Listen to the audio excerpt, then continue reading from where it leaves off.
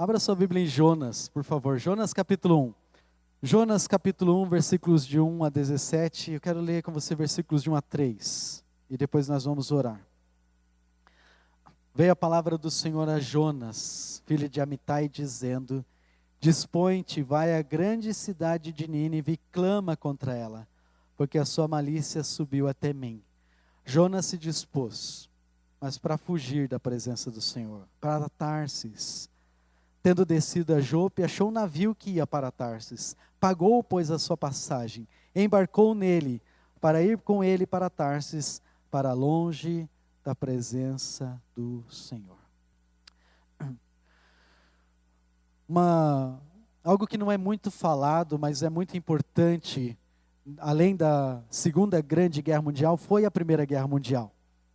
E um dos relatos que ficou registrado na história, durante esses terríveis e sangrentos dias, teve a história de um soldado britânico, que ele ficou tão perturbado com a guerra, ele ficou tão apavorado com o sofrimento e com a morte, que ele tomou a decisão de deserdar, de fugir do campo de batalha.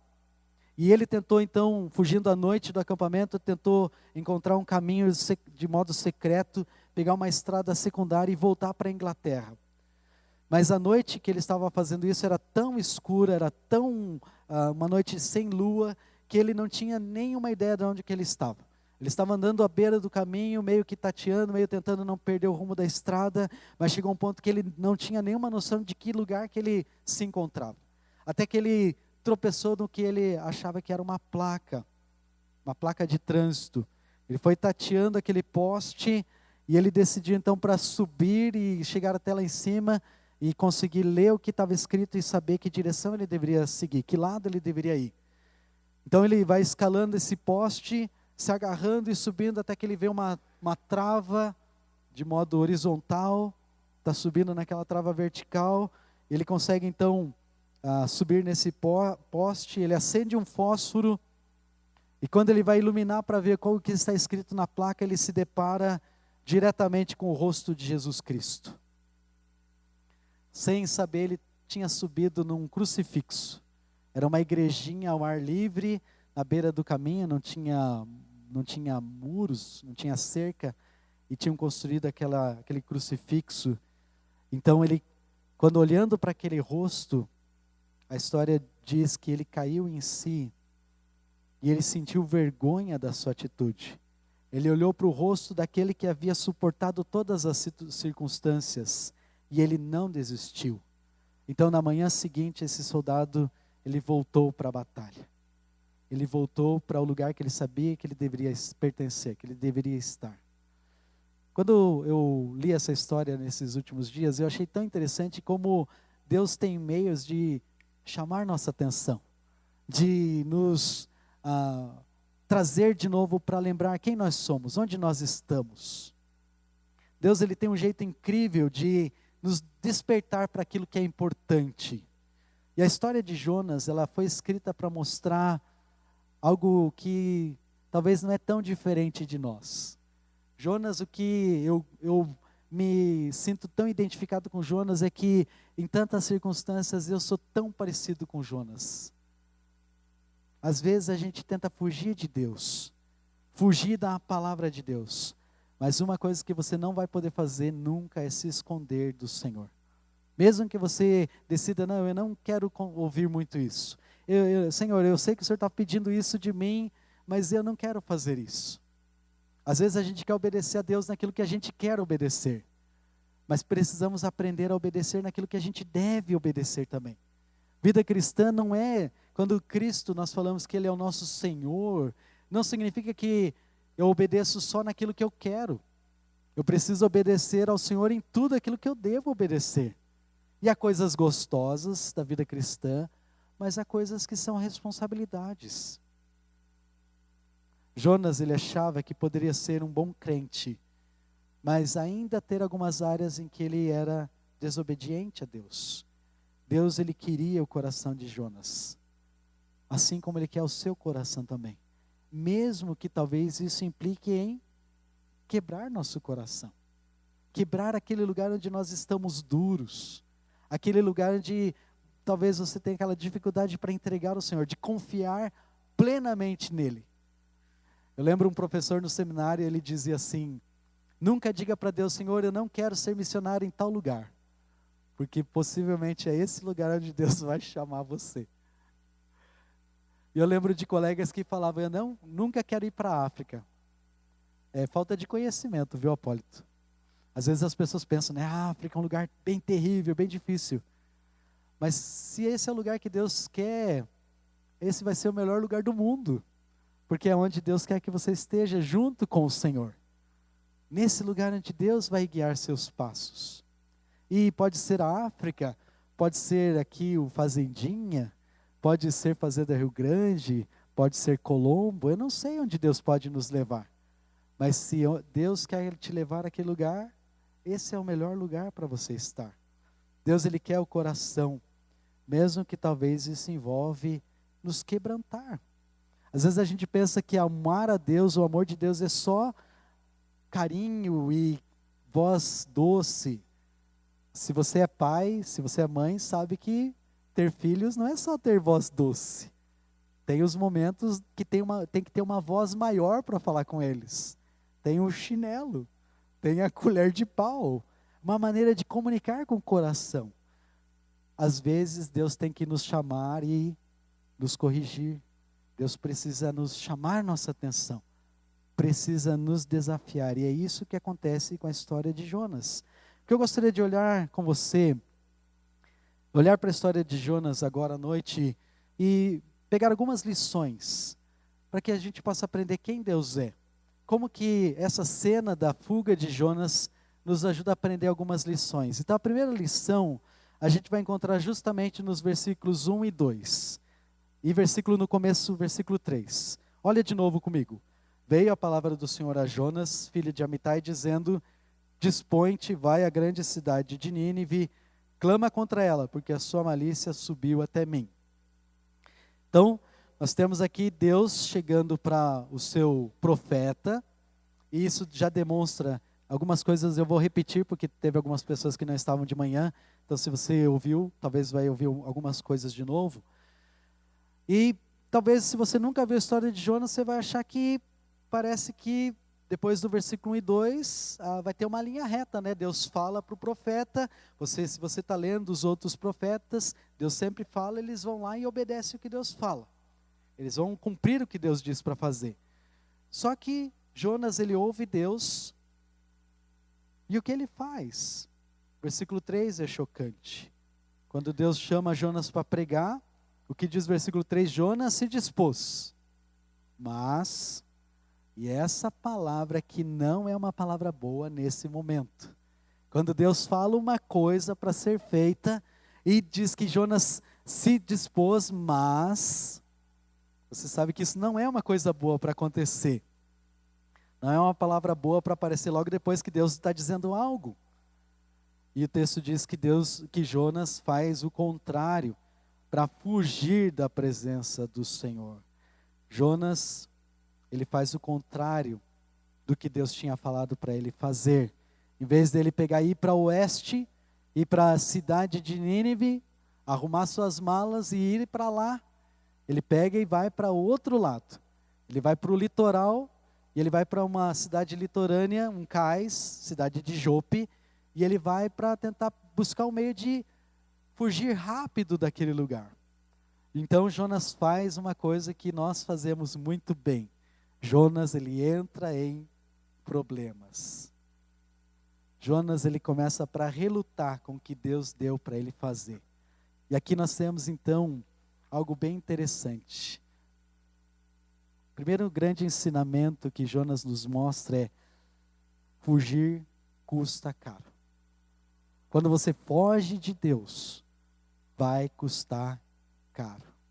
Ao invés de ele ir para o leste, ele é em direção a Nínive, a cidade que Deus fala, ele pega a estrada para o oeste, e ele quer sair rapidamente dali. Jonas, ele começa para avaliar qual é o lugar mais distante que ele pode ir. Eu acredito que Jonas, ele não é tão tolo. Não é que ele sabe que ele pode fugir de Deus. Ele sabe que ele não pode fugir de Deus. mas ele quer ficar numa condição em que ele pode ter uma desculpa para Deus. Então ele sabe que se ele ficar num barco que é esse barco que vai para Tarsis, essa região de Tarsis, e aqui nós temos algo bem interessante, tem uma ironia no texto. Ele chega naquele momento que ele tem uma necessidade e ele encontra o barco que vai mais longe possível. E ele compra a passagem para esse lugar. E esse barco ele vai ficar em média cerca de 1 ano e meio dentro de um navio. Pode imaginar você ficar dentro de um navio 1 ano e meio? Não sei se alguém já fez aqueles transatlânticos aí que fica 2, 3 dias. Mas você ficar 1 ano e meio dentro de um navio não é brincadeira. Jonas ele podia ir rapidamente para Nínive, mas ele toma uma decisão contrária e fazer exatamente o contrário do que Deus diz. Inacreditavelmente tem um navio indo exatamente na direção que Jonas precisa. E só para você entender algo histórico aqui, um judeu nessa época, para ele entrar num navio, isso tinha que ser uma situação de grande desespero. Um judeu, ele preferia andar, caminhar, ele faria todo o caminho por volta da região, lá do Mediterrâneo, dar a volta pela Turquia e aqueles países, do que entrar num navio e fazer a mesma rota para a Grécia. Você vai notar que Paulo faz isso algumas vezes. Então, se pegava um navio quando havia uma necessidade extrema.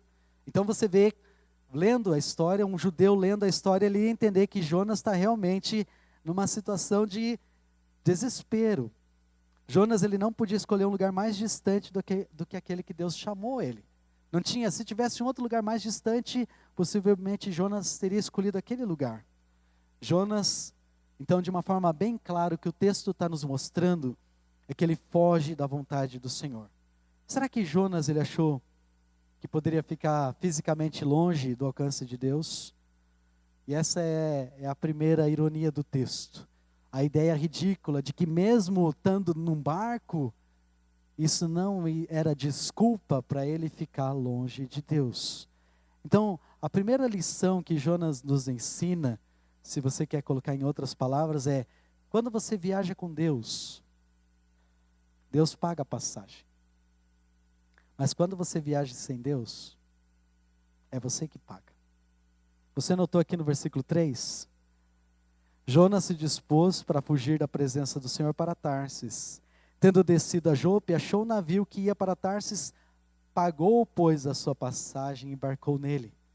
Você entende o que eu estou dizendo aqui? Não estou falando de passagem literal. Estou falando no sentido de que quando você viaja com Deus, Deus ele cuida de nós. Ele nos ampara, Ele nos supre. Deus tem prazer em nos dar livramentos e cuidado e amparo. Mas se você decidir viajar sozinho, você decidir viajar sem Deus, você vai ter que pagar. E eu preciso dizer para você, não vai ser barato. Você vai ter um custo. Jonas, ele desobedece Deus. Você entende isso? Desobediência sempre traz disciplina. E por quê? Porque disciplina, desobediência é o quê? Desobediência é o quê? Pecado. Pecado é não fazer o que Deus nos chama para fazer. Pecado é fugir de Deus, assim como Jonas fez. Note que Jonas, ele não entrou, é tão interessante isso. Jonas, ele não entrou clandestinamente no navio, você notou isso? Ele não tenta entrar de um modo sorrateiro. Não, ele não está fazendo uma coisa ilegal. Ele não está fazendo uma coisa desonesta. Não, ele paga pela passagem, ele age de modo legal. Legal não no sentido de legal, no sentido de dentro da lei. Mas é tão interessante que Jonas demonstra que desobedecer a Deus não é tão importante quanto ele pagar a passagem. Você nota isso?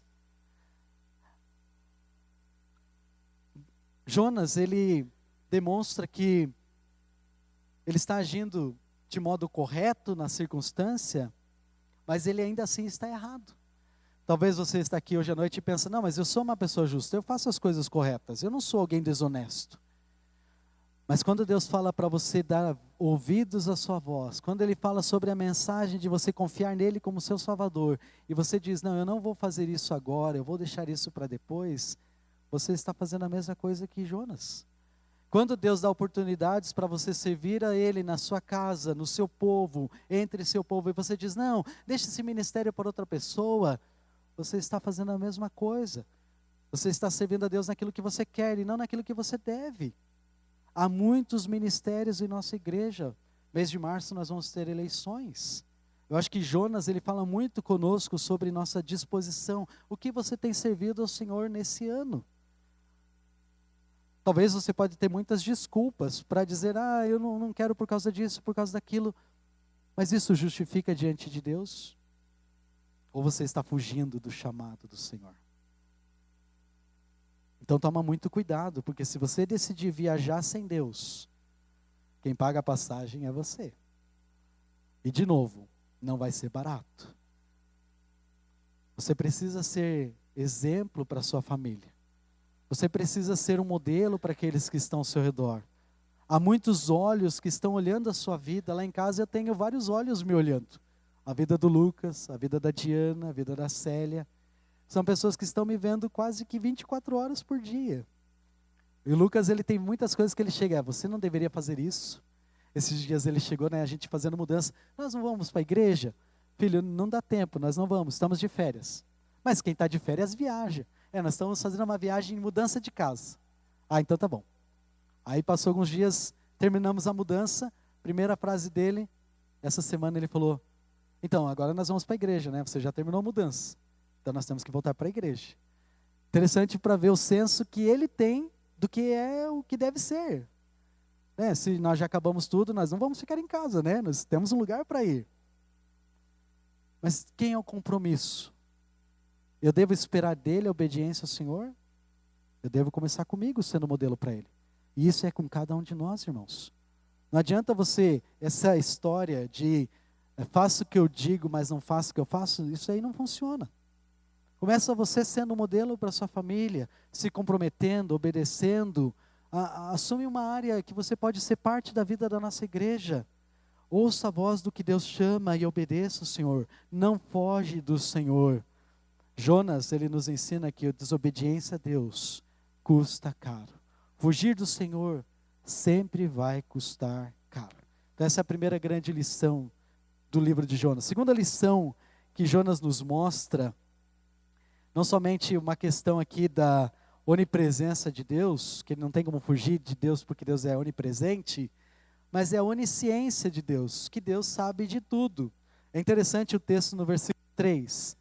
Achou o navio que ia para Tarsis, pagou por ele a sua passagem para ir para Tarsis. E o final do versículo diz, para longe da presença do Senhor.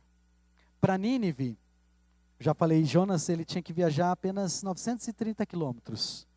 Parece bastante. Vocês que são bons aí do nosso mapa do Brasil. 930 quilômetros da onde? Se a gente sair de Curitiba, vai para onde, Júnior? Eurípides. Oi? Triângulo Mineiro, mais ou menos, Minas Gerais. O seu Eurípides já fez esse caminho aí, Algumas vezes, alguns de vocês já foram para Minas. Duda já foi também, Vocês foram dirigindo ou foram de avião? Quanto tempo dá daqui em Minas? Quanto tempo dá? 6 horas e meia de carro, Quanto você acha que seria a pé? Se você fosse caminhando tranquilo, sem desespero, pegando um camelo Uber, 1 semana, 2, mais ou menos? O que você acha? Eu fiz essa rota no Google Maps, eu coloquei as distâncias e coloquei indo a pé. E ele me deu, de modo bem tranquilo, 10 dias.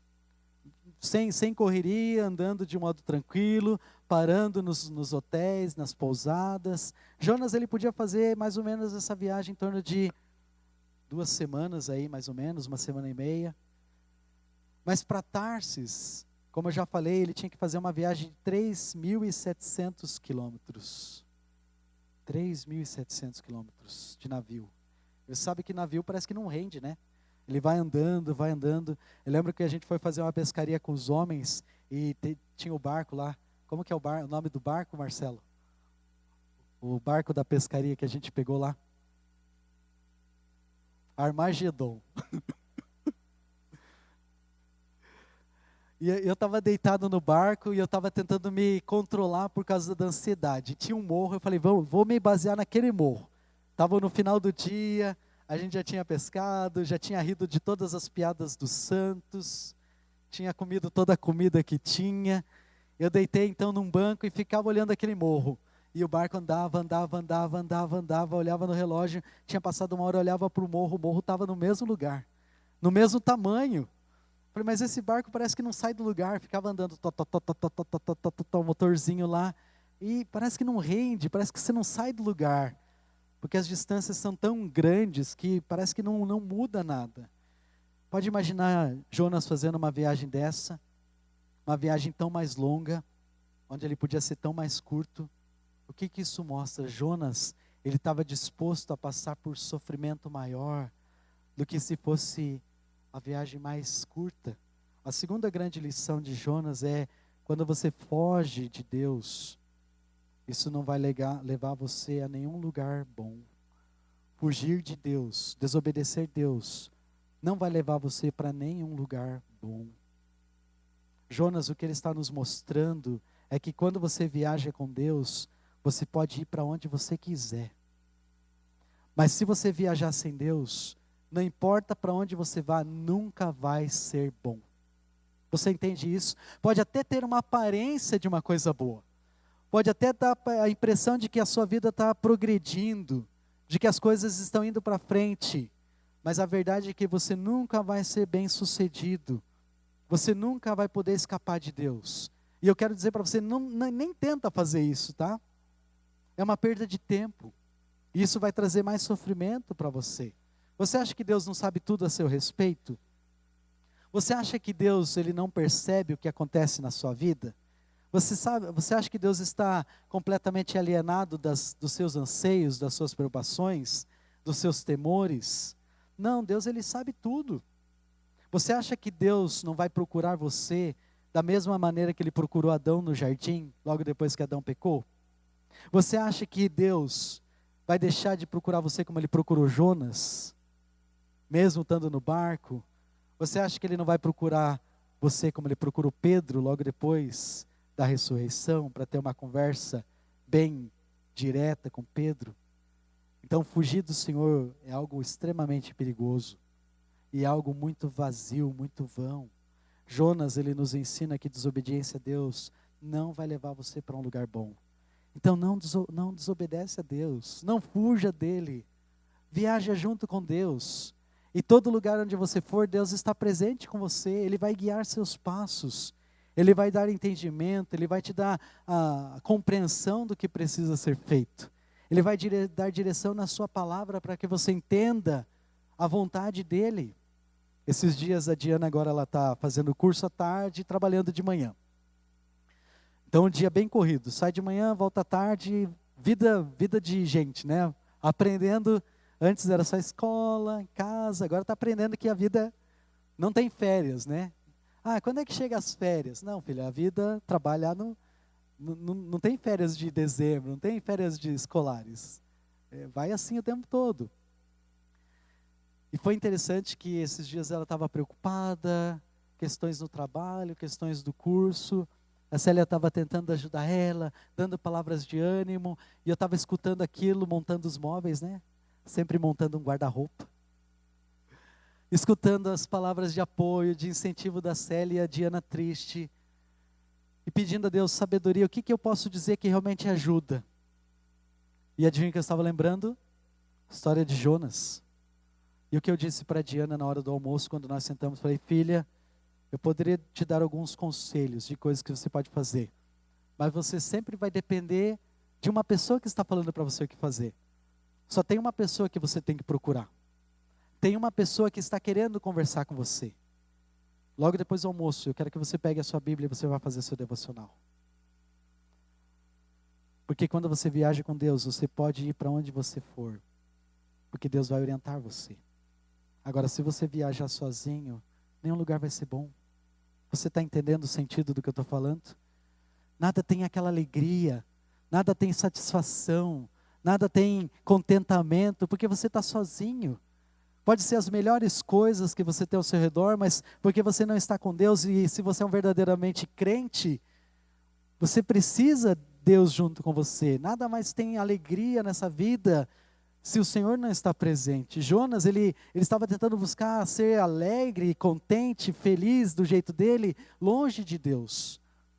Mas fugir de Deus não leva para nenhum lugar bom. Poderia ser o melhor lugar do mundo, e ainda assim, sem Deus, acaba sendo um lugar vazio.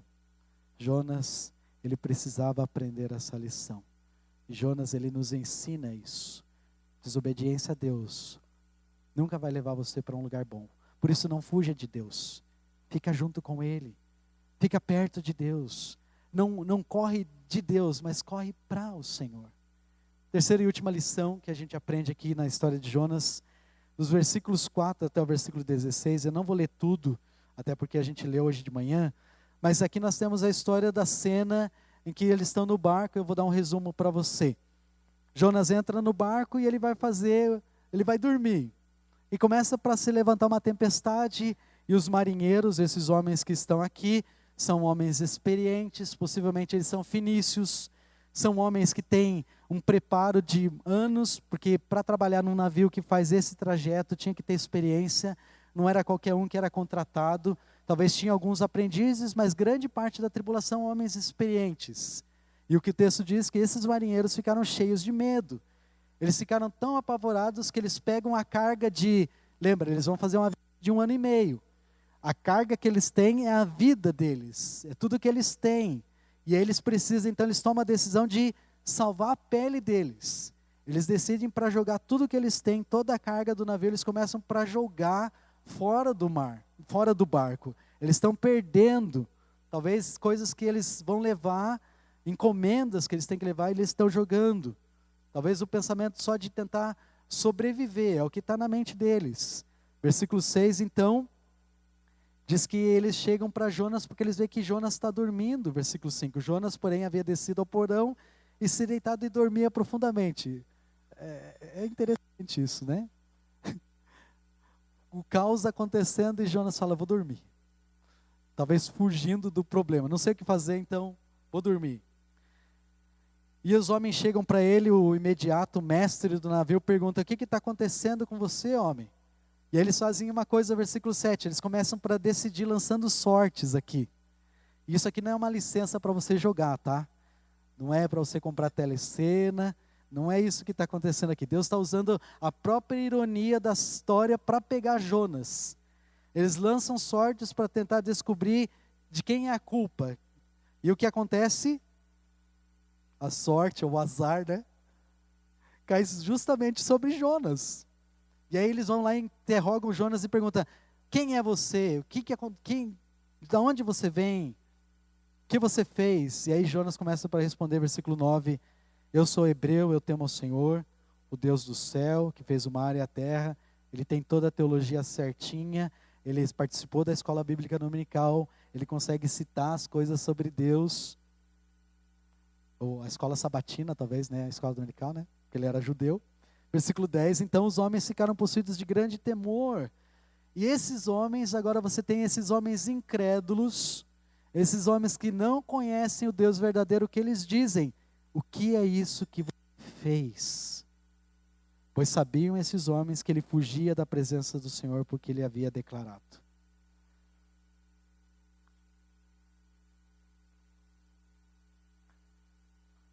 Interessante que a lógica da história era para que esses homens jogassem Jonas no mar. Essa é a ideia, se livrar. Se você conhece marinheiros, sabe que essas são pessoas extremamente supersticiosas. E uma forma de resolver o problema, uma maneira como eu sempre resolvido, e você talvez já viu isso em filmes, é jogar o que está causando problema, o que está dando azar, jogar fora do navio. Mas o que é chocante nessa história, a surpresa é que esses homens, eles não fazem isso. E o grande choque é que Jonas foi chamado por Deus, o verdadeiro Deus, para pregar mensagem de arrependimento para aqueles gentios. Mas ele não faz isso porque ele tem um coração duro e ele foge de Deus para ir para um lugar. E ele encontra homens gentios que fazem o quê?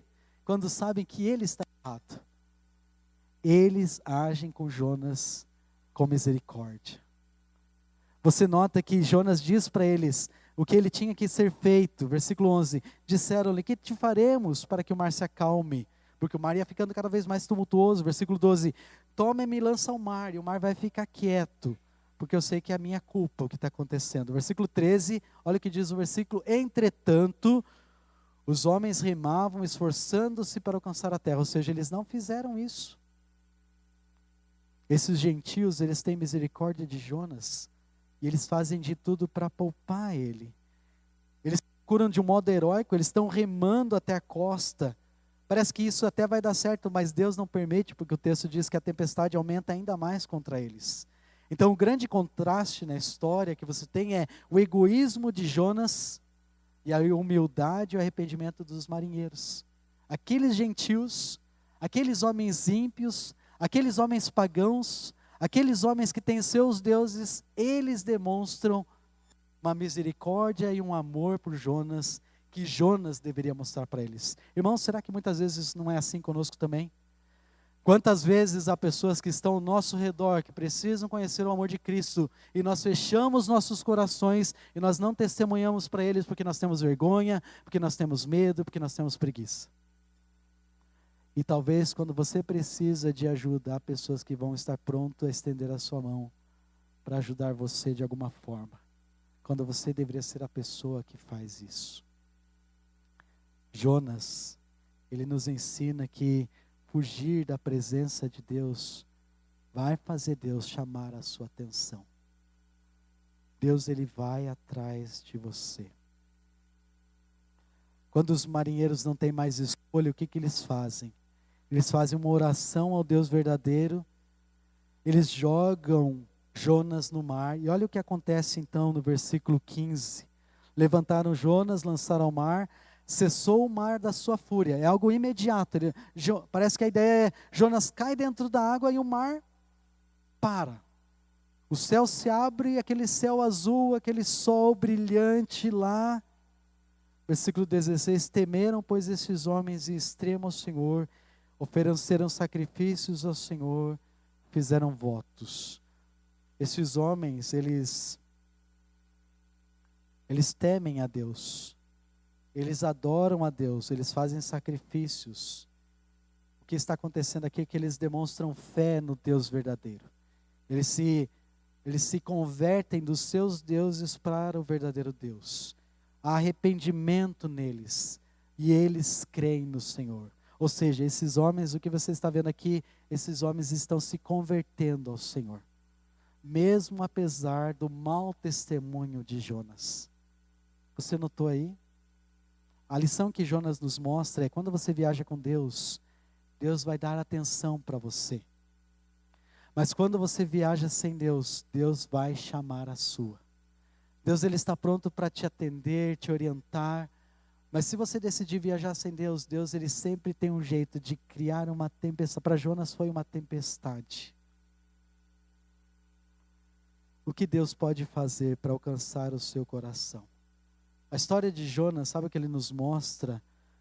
Deus, ele pode nos salvar das situações mais impressionantes. Talvez você está preocupado. Talvez você pense, bem, será que tem esperança para as minhas fugas naquelas áreas onde eu não tenho seguido Deus de perto? Naquelas coisas em que eu tenho ficado longe de Deus? E eu quero dizer para você, Jonas, ele nos garante uma coisa, algo bem especial aqui. Há esperança. A história de Jonas é uma história incrível de como Deus é um Deus misericordioso. O Senhor, ele alcança você aonde quer que você esteja. Essa é a ideia aqui. Não importa onde Jonas esteja, não importa a distância onde ele estava, Deus foi atrás de Jonas. Não importa o quanto Jonas quis abandonar Deus, Deus nunca abandonou Jonas. Você pode dizer amém por isso? porque é o mesmo Deus que também não nos abandona, irmãos. Quantas vezes nós tivemos momentos em nossas vidas em que nós deveríamos estar obedecendo a Deus e nós não obedecemos. Nós fugimos do Senhor. O Senhor pode alcançar você aonde quer que você está.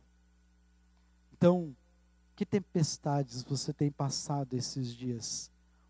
Eu comecei hoje à noite orando pela dona Benécia, eu juro, eu sei que é uma tempestade que não são dias fáceis. E Mabel e o André também, com falecimento na família, irmão tendo problemas de saúde, e outros de vocês que nós temos orado nos cultos de oração, de orações, nas células, várias oportunidades, lembrando da sua saúde, da vida financeira, trabalho, situações que talvez você está vivendo, dificuldades. E a minha pergunta é: onde você está colocando a sua confiança? Onde você tem colocado a sua esperança? Se eu posso dizer uma coisa para você, não fuja do Senhor. Mesmo que venham as dificuldades e as tempestades, não fuja do Senhor. É Ele quem permite, é Ele quem controla todas as tempestades.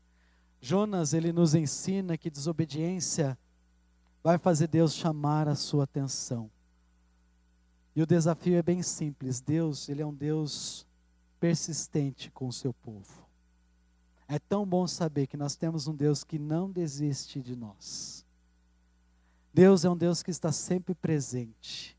Deus sabe todas as coisas. E Deus, Ele pode todas as coisas. Então você pode louvar ao Senhor. Louve ao Senhor. Não fuja do Senhor. Não corra de Deus. Sempre corra para Deus. Eu acho que um problema do pecado, e a gente vê isso em Adão, quando Adão peca e Deus fala: Adão, onde você está? Ele diz: eu fiquei com medo, por isso que eu me escondi.